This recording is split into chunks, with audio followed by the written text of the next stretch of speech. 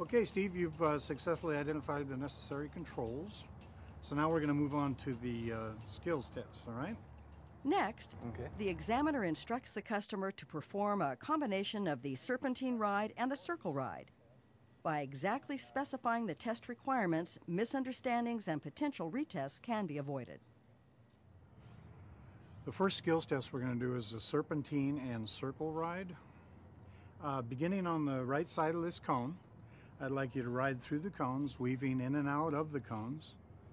Okay, when you get past the last one down there, you're going to enter the circle in a clockwise direction, and you'll go around the circle 2 times.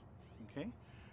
After the second revolution, when you exit the circle, weave in and out of the cones again, all the way back here to the starting position.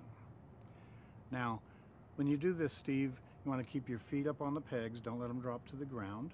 Okay?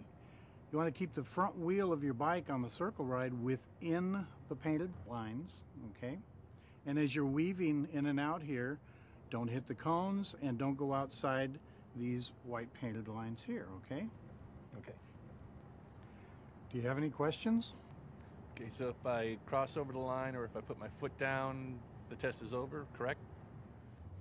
That's correct. Although when you come back to complete the skill and you go to turn around, if you need to put your foot down at that point, you can. That's okay, of course. Also, as far as your wheel touching a line, if it touches the paint, that's okay. You just don't want to cross over the paint. Okay? Very good. You can begin when you're ready. Okay. At the conclusion of the instructions, the examiner moves to a safe location to observe the test.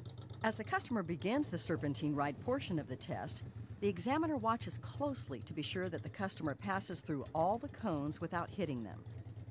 On the Circle ride portion of the test, the examiner watches to be sure that the front wheel of the motorcycle does not cross over the painted line. However, it is permissible to touch the line.